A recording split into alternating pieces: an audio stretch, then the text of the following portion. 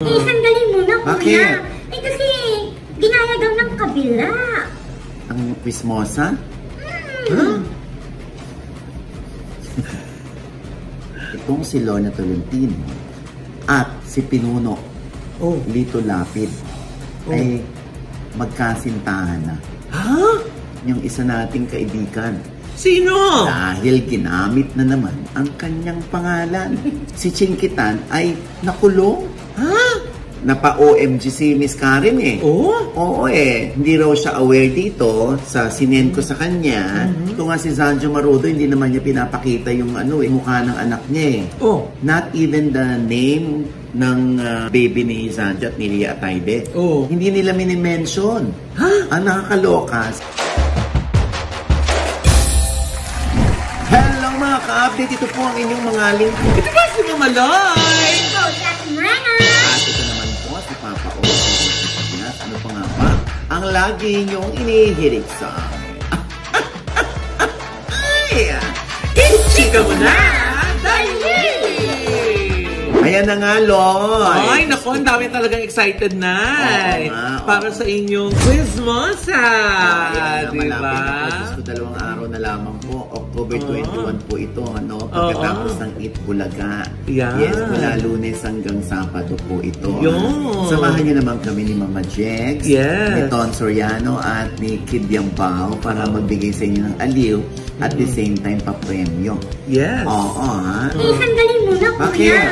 Kasi ginaya daw ng kabila. Quizmosa? Huh? Basta alam ko, ang Media Quest, ang siyang nauna na magpa-copyright noon, magpa-patent ng Quizmosa. Eh, paano yun, Nay? 2 Quizmosa ang nag-e-ere? Siguro, pagandahan na lamang. Pero pwede yun na parehong title? Yan ang hindi ko alam talaga. Pero bahala na dyan ang inampalan. Bahala na dyan ang Media Quest. Kung paano na ito i-resolve itong issue na ito. Pero syempre, kasi mga kaibigan naman natin ng mga host niyan, si Mamang Pokwang, si Kuya Kim, di ba? Naman yun, love ko naman yung mga yan. Pero syempre, iba naman tong issue na ito. So, bahala ng Media Quest at ang TV5 para ito ay i-resolve pa. Basta importante, naiiba po ang aming palabas. Pero tuloy na October 21. Yes. Wala na pong atrasan nito. Yes. Oo, ha? Diyos ko po, kung alam nilang mga anxiety, mga araw, no? Oo. Kayang-kaya mo yan, Nay. Sana kayanin. Alam mo, kung kailan nga ako tumanda, doon ako dami-daming work na dumarating. Pero syempre, baka sabihin nyo, ito nagre-reklamo pa. Samantalang yung iba, wala ngang work. Correct. Ako naman ho ito. Okay? Ako naman ho yung may damdamin. Ako naman nakakaranas nito. Diba? Sinasabi ko lang, nakakatuwa rin na maramdaman na may asim ka pa din sa television.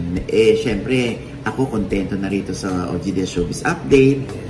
Tsaka dun sa OGDS Inspires, hindi ba? Tapos, nanganak pa yung ating trabaho. Sino naman tayo para tumanggi? Yun nga lang inaano ko. Kailangan din tutukan ng health, di ba? Yes. Para mas mahaba yung mga panahon na pagsasamahan natin. Yes. Ganun yun. Tama. So, kailangan talaga, mag-twice a week akong badminton. Ha? Para laging on the go. Di ba? Oo. Ay, nakaka-excite ng sa 21, sa October 21, Monday na po yan, ha? May chika ba kung sinong unang set ng artistang sasabak? Ayun ang malalaman mo. Ay. Kasi mananatili muna siyang blind item. Ay, sino kaya? Pero artista yung first episode. Syempre. Ay, diba? Ay. Arte pa. 4 na artista? Basta, Diyos ko, imagine mo, hindi man puro artista. Sabi ko nga, lahat ng fields makakasali rito. Pwede mga sportsmen, mga volleyball players, basketball players. Tapos yung mga katanungan, iahapay natin sa kanilang knowledge. Hindi naman natin sila tatanungin tungkol sa mga history ng showbiz. Pero may maganda dyan. Ano? Merong isa kaming room nandun sila mag-uumpukan. Alam mo kung bakit? Bakit? Ay, naku, sa October 21 po yan. Quizmosa, ha? Ayan, oo. At ito na nga, mas mataray ito, Loy, no? Oh, ano? Kasi pagkatapos ng MediaCon ng Quizmosa, si Mama Loy ay nandoon naman sa Beauty Derm. Anong kwento doon? Ay, ito na nga, Nay. In celebration ng 15th anniversary ng Beauty Derm, nag-launch itong si Miss Ray Tan ng kanyang bagong babies, ang Belle Dolls. Belle Dolls? Belle Dolls. Ito yung mga supplements. Iba't ibang klaseng supplements. At pinakilala din sa media yung mga bagong endorsers nitong kanyang mga produkto. O, sino-sino? Ito yung mga Kapuso Sparkle artists. Andiyan si Sophia Pablo. Andiyan si Shaira Diaz. Yung mapapangasawa ni E.A. Guzman na present din dyan. Correct. Andiyan na magjowa. Yung anak-anakan mo, Nay, na si Isabel Ortega at ang kanyang lovey-dubs na si Miguel Tan Felix. Yan. So sila ang bagong mga endorsers ng Beauty Derm. At ang bongga ng celebration na kasi sabi nga ni Miss Raytan, birthday ko na ba? Ba't ang daming endorsers na nandito? 30 na mga brand ambassadors. 30 nandun, sumuporta. Umattend, sumuporta. 15th anniversary yan. No? Diba? Napakahusay talaga mag-alaga ng mga endorsers. Itong si Miss Raytan. In diba? fairness, talagang tumatagal at hanggang ngayon nandyan pa rin. No? Yes. Sino mga nandoon? Ay, ito nga na. Ito pa yung mga nakita ko mga artista, Nandyan sila Pepita Curtis, Josh Ford, Jillian Vicencio, Kit Kat, Thao Reyes, Kakay Bautista, Sunshine Garcia, Maricel Morales, Alma Concepcion, Ines Veneracion, Rochelle Barameda, Miss Sylvia Sanchez, and Miss Lorna Tolentino. Ilan lang sila sa mga umattend dyan. Pero 30 ambassadors yung present during the press con, Nay. Ang bongga. Di ba? Star-studded. Oo nga, nakakala ko. Uy, sayang. Andun ka na rin lang pala. Hindi mo pa na-corner itong si Lorna Tolentino. Ay, bakit? Hindi kasi may issue. Na? Hindi mo to issue. Hindi ko alam kung magandang balita ito o ikasashock nila. Tungkol kay Lorna Tolentino. Na? Gaano katotoo na itong si Lorna Tolentino at si Pinuno Lito Lapid ay magkasintahan na. Akala ko naliligaw pa lang. Yun nga Sinagot na ba? Hindi ko alam. Naku, pasagot sana natin kay Miss Lorna Tolentino, no? Start blooming! Ang ganda ng hair. Kumayat ang makeup ang bagets. In na ba? Akin daw siya in love. Yan, maganda yung sinabi. I love myself. Ganun talaga. I love myself. Yun lang daw. Kasi ang pagkakaalam ng lahat, kahit hanggang kamatayan, talagang si Dapoy Rudy Fernandez pa din ang nag-iisa lang sa puso ni Miss LT. Bakit, kuya? Wala bang karapatan mag-move on si Miss LT? Ba't may sinabi ba ako, Mrena? Hindi ko nagtatanong nga ako. Kaya nga, may karapatan naman ng lahat. Yes! Syempre, lalo na habang tumitibok ang puso mo, may karapatan ka rin umibig, magmahal, magkaroon ng crush, mag-admire. Yes! Ito nga kasi nagkasama sila sa Batang Quiapo. At laging sila yung magkasama sa eksena. Baka nagka-developan. Yun na nga. Lalo na, apakaganda ni Miss LT ngayon. Payat-payat, grabe. How to be you po, Ma'am LT. Kasi naman, Loy, ano ka ba? Si Miss LT, kapatid na rin natin sa Envy Skin Beauty and Wellness. Yes! Ayan, pinost nga ni Angelo Dominguez, di ba? Diba? Kasama natin sa Envy family, si Miss Lorna Tolentino. Yes. Kaya na, apakaganda sa patuloy ang ganda ni Miss LT kasi syempre ang magme-maintain na niya na yung Envy. Yes. Hindi pa. Katulad ng mga ganda namin. Diba? Wow, maintained. Anyway, ayun na nga. Ang balita ko kasi talaga ay nagkakaigihan na, nagkakamabutihan na. Itong si Lito Lapid at si LT. Si LT at si LL. Pag nakita natin si LT na sumasampa sa entablado kung nasaan nandoon si Senator Lito Lapid na tumatakbo ulit bilang senator. Alam na. Ay, matagal na natin maghintay. Next year pa yun. Oo nga, hindi pa. Tingnan natin baka naman umamin. Diba? Baka rin naman inililihim nila. Ay, gusto lang tahimik, chill. Very Gen Z yung datingan, Yes, ha? Pero kuya, di ba may asawa si Rico Lapid? Yung nanay ni Mark Lapid. Ako, alam mo, sorry wala akong alam kung si Senator Lito Lapid pa din at yung mami ni Mark Lapid. Oo. Siyempre, feeling ko naman hindi naman susuot si Miss LT sa isang relasyon na alam niyang may sabi. At hindi rin naman susuong si Senator Lito Lapid kung alam niyang may relasyon pa siya. Kuya! Tigilan!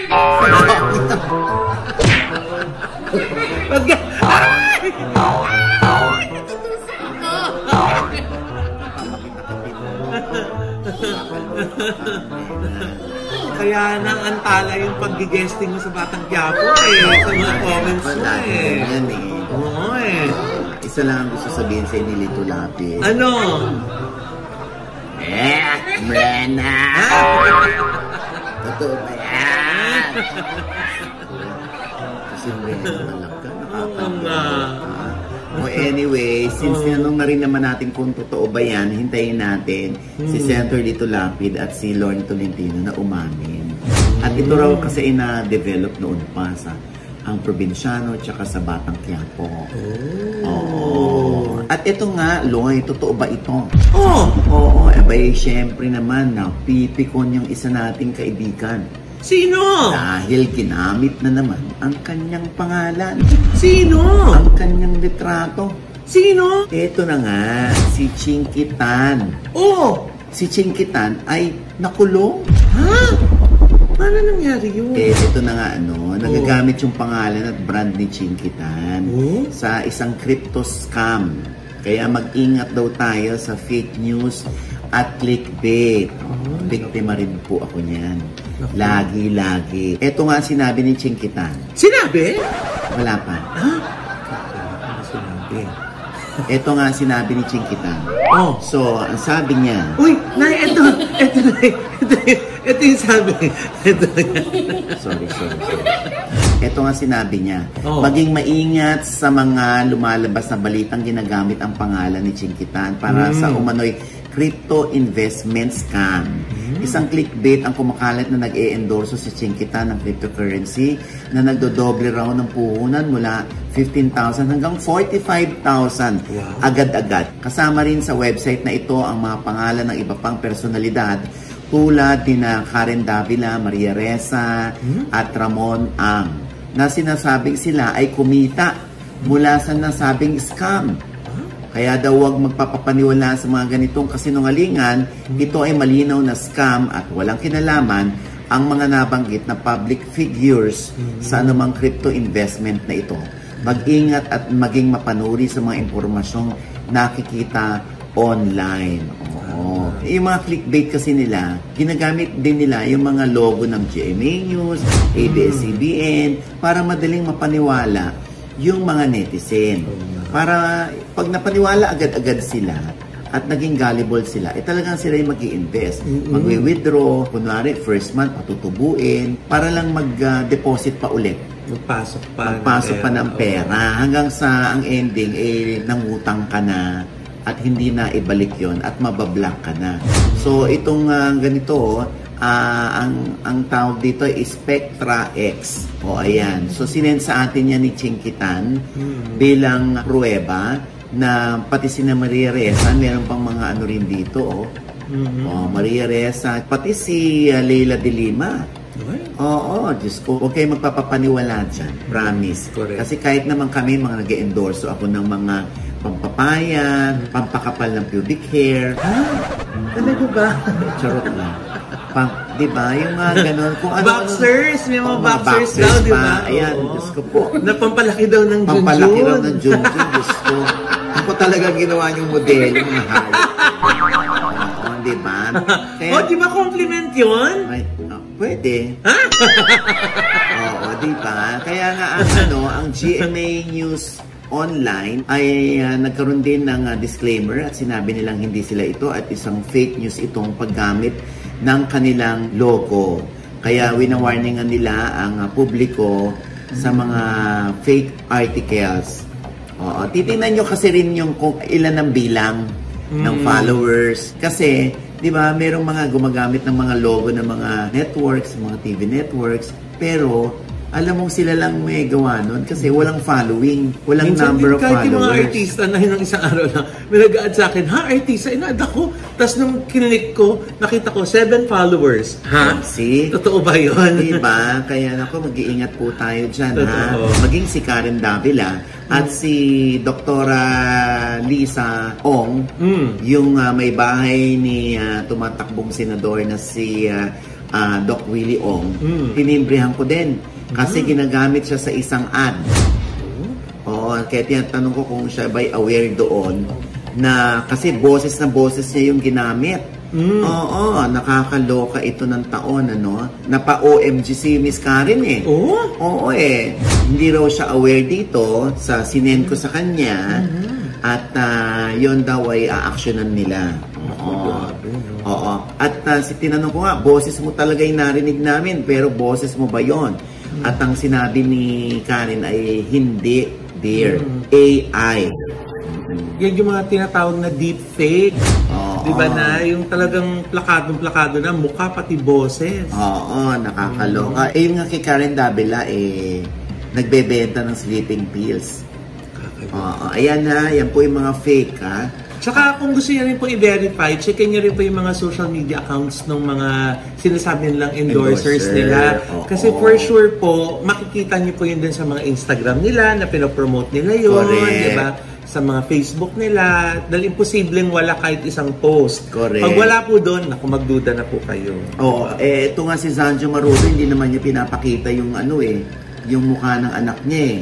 Not even the name ng baby ni Zanjo at ni Ria Ataide. Hindi nila minimension. Ang nakakaloka, since hindi pinapakita yung mukha, kumuha sila ng mukha ng ibang bata para sabihin yun ang anak ni Zanjo at ni Ria Ataide. Para lang may makontent? Di ba nakakaloka ng taon? Kaya naman si Zanjo ay nag-post, no? Para sabihan yung publiko na huwag basta-basta magpapaniwala. Sabi nga niya, hindi pa nagpe-face reveal itong mga magulang ng baby na si Zanjo at ni Ria. At patuloy pa rin daw na may gumagamit ng mga pictures na kunwari anak nila. Kaya doon daw sa mga vloggers, huwag kumita sa false information. Sa mga readers or viewers, huwag maniniwala kung hindi reliable ang sources. So, lahat po na naghasik ng false information or fake news, pa-report nyo na lang po. Lalo na sa YouTube, dahil mga ganyan, no? Tapos sasabihin, pasensya na po kayo, huwag nyo na po akong i-report kasi dito lang po kami kumukuha ng panggatas sa anak ko. Nakakaloka. Diba? Ganyan. Tapos gusto nila maawa ka, pinagigilty ka nila. Diba? Ay hindi, naka-report kayo. Ayun.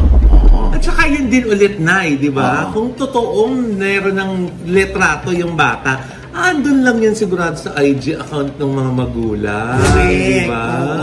Naku, Diyos ko po. Kaya, naku ha, yan ang ating babala sa mga tao, no? Na huwag basta-basta maniniwala. Lalo na yan sa mga feeling nyo, parang sasabihin ba ito ng artistang ito? Pupunta nga ako sa kanyang social media accounts. Kasi baka wala naman siyang sinabing ganito. Or kung hindi, pumunta kayo sa mga inquirers, sa Philippine Star, sa Manila Bulletin, sa Rappler, sa PEP, sa Kani, diba? Dito. Lalo na dito. Kaya please, ang ating bilin sa kanila, huwag basta-basta magpapapaniwala dyan. Correct. Okay? Speaking of Zanjo Marudo, gano'n ka totoo na meron kayong gagawing project ni Zanjo Marudo? Ako yan ang aabangan mo doon. Ay! Oo. Ako lang mag-aabang? Oo. Si Rena, abangan niyo yan, ha? Niluluto na namin yan. Ay! Ayun! Napakaganda ang story, ha? Excited na si Zanjo. At ito rin, excited na rin si J.K. Labajo. Saan? Sa kanyang concert sa November 29. Ay! Nakaka-excite din yan! Ayan, syempre, in-interview kasi natin si J.K. Labajo para sa OGDS Inspires. Yan ay sa tulong ni Sylvia Sanchez kasi ninitan ko si Maring Ibia kung pwede kong makausap si J.K. at napagbigyan naman tayo. Ay, bakit si Ma'am Sylvia Sanchez ang naging daan? Dahil si Sylvia Sanchez ang producer ng show ako ng concert ni JK Labago sa Arena. Wow! Ang laki ah! Sa MOA Arena. Ayan, sa November 29. Siyempre, may sinasabi nga si JK eh. Ano? Eto. JK, ano, kinakabahan ka na ba? Mapupuno ba ng isang JK Labaho ang arena? Di ko pa naiisip pa naman. Ako focus ako dun sa buong daloy ng event mismo. And hopefully people would be interested or open to the idea of also going there and being able to go through the whole experience with us. So I don't know.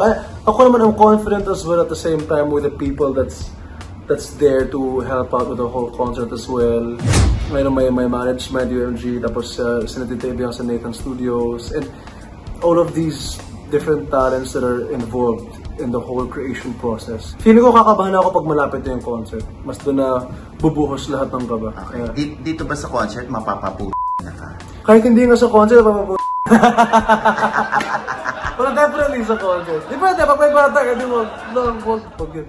Masama yan. Pero, ano, iba rin magmura sa arena. Masarap din siya na feeling.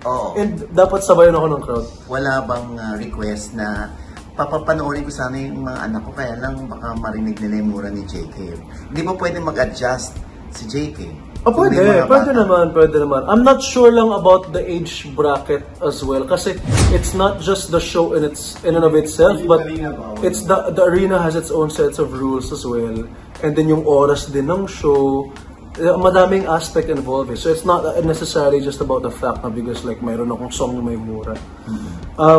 But definitely naman if it so happens that everybody allows like underage, like people below 18, tapos 12, like alam mo yun, like then we will adjust accordingly naman. Definitely. Ayan. Ang iyong concert kailan?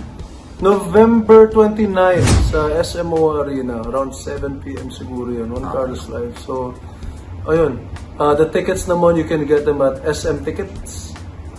That's online and also in the SM Ticket booths. Ayun, yun lang naman. Balitaan na lang tayo sa social media. Thank you, JK. Thank you, Walt. Ayan. Sana makanood tayo niya na.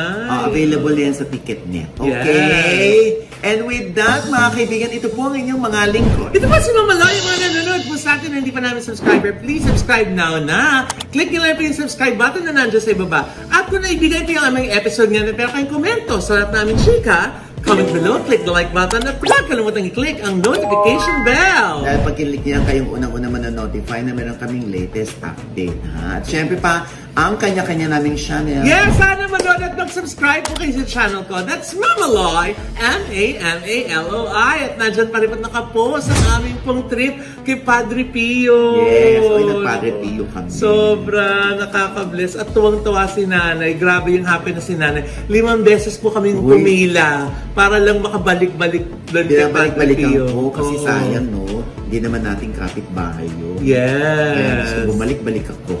Diba? Kebs na hinaharang na siya ng guard. Hinaharang ako ng guard. Diba? Talagang hindi siya napigil.